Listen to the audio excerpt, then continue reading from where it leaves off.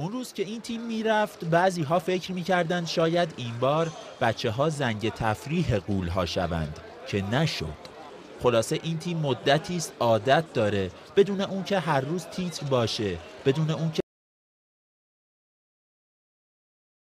حرفهاش رو در زمین میزنه. دیگه از الان اگه قرار باشه برزیل و روسیه هم ببریم که دیگه کلا فدراسیون جهانی همه معادلاتش با هم میخوره دیگه. برای سالهای دیگه ببینیم برسیم به برزیل. هم گوشین کنار. ان شاءالله سال دیگه. بخواهی نخواهی یک برد بد جور چسبید به همه.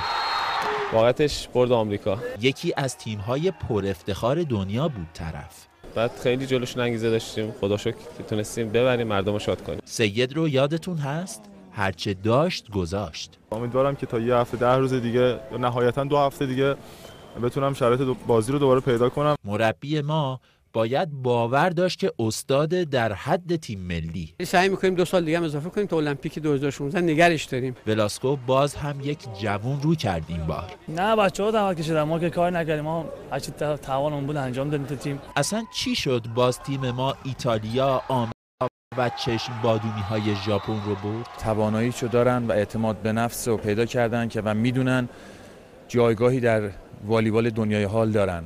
راستی یک چیز نره از یاد بعضی‌ها. والیبال عادت کردیم بره اینطوری برگرد. بسم الله الرحمن الرحیم. خب یه چیز دیگه هم اضافه کنی بذاری روش، یا پاداشی چیزی همیشه همینه. یک والیبالیست و دختر 2 سالش. مسابقات هم خوب بود.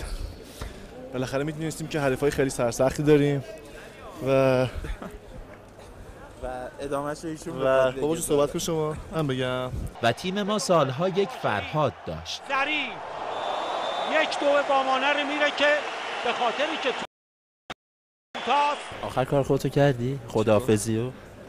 آره دیگه گفته بودم قبلش. همه گفتیم بابا خداحافظی نکن، حیفه. تو اوجی.